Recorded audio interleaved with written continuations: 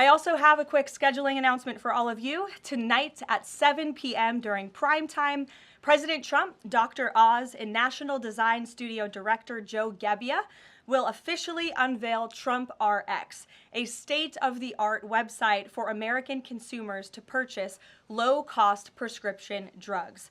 This historic announcement will save millions of Americans their hard-earned money, so make sure to tune in tonight, and we will see all of you in the news media there.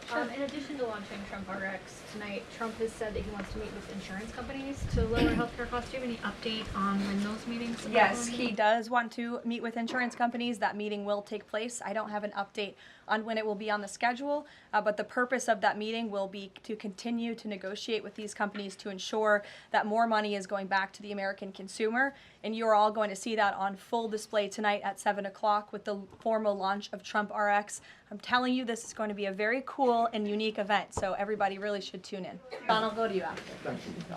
The president said he's now seeking $1 billion from Harvard, considerably more than before. What changed here, and how are negotiations going? Well, look, this has been an ongoing negotiation and, frankly, a frustrating negotiation for the president and the administration because we want a deal. And it's very unfortunate that Harvard has dragged its feet in understanding they need to rectify the wrongs and the illegal behavior that took place on their campus over the course of the past several years under the previous administration. And so the president wants a justified deal to correct for that criminal behavior that took place on their campus. He is now demanding $1 billion from Harvard University, and Secretary McMahon will be continuing to lead this negotiation and these talks. John. Caroline, thank you. You mentioned some polling earlier that was very compelling on deportations. Rasmussen came out with a poll today, said 75% of Republicans want all illegals deported. It seems like the conversation has shifted again to focusing only on deporting illegal aliens who are criminals. Is the president still committed to deportations of the 20 million illegals that came here under Joe Biden, or are you starting to see that back? Yes, and the president has always been committed to that, John. But we must prioritize, and the prioritization is on those tens of thousands of convicted criminals whom we know are still roaming our streets. ICE and Border Patrol and DHS have done a phenomenal job of removing tens of thousands of them. Actually, nearly 1 million people have been deported from our country over the past year, 2 million additional self-deportations, so nearly 3 million people have left the United States. But again, as you pointed out rightfully, Joe Biden and the Democrats allowed approximately 20 million people into our country illegally. So yes, of course, the president is committed to ensuring that America is and always will be a nation of laws. Thank you, Caroline. Steve Bannon recently said, quote, "We're going to have ICE surround the polls come November." Is that something that the president is considering? That's not something I've ever heard the president consider, no. So you can guarantee to the American public that ICE will not be around polling locations or voting locations in November?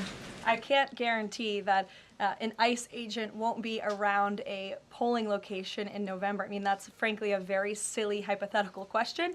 But what I can tell you is I haven't heard the president discuss any formal plans to put ICE outside of polling locations. It's a disingenuous question. Caroline, I had two questions regarding DHS. The first one is, one of the Democrats' main demands for DHS funding was to demask ICE agents.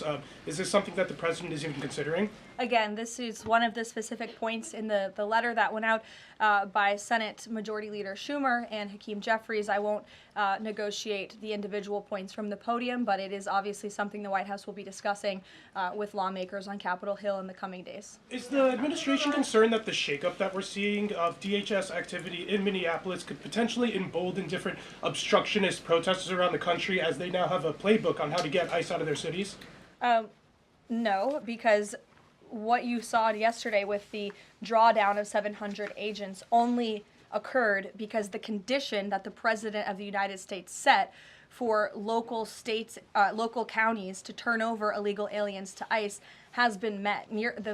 Vast majority of counties, nearly every single county now in Minnesota, has made an agreement to notify ICE when they are releasing an illegal criminal from their jail. This is a huge win for the administration. Again, it's a condition the president set out and has been met thanks to the tireless efforts of Mr. Homan. And as for the left-wing agitators who have been illegally obstructing ICE's immigration efforts, we are not letting that behavior go unnoticed or unpunished. In fact, just today, the Department of Homeland Security arrested this individual. He is a self-proclaimed Antifa member who has been threatening, doxing, harassing ICE. He called for the murder of federal law enforcement officers. He encouraged bloodshed in the streets of Minnesota. He proudly acclaimed affiliation with the domestic terrorist organization Antifa. And the Department of Justice, thanks to the great work of HSI and the FBI, was able to locate and arrest this individual today. So we are committed to enforcing our immigration laws. We want that level of cooperation from state and local officials. And if people are illegally obstructing our federal law enforcement operations, if they are targeting, doxing, harassing, and vilifying ICE agents, they are going to be held accountable, like this individual here, who again is a self-proclaimed member of Antifa. He is a domestic terrorist, and he will be held accountable in the United States. If you like this video, then like, share and subscribe to etnow.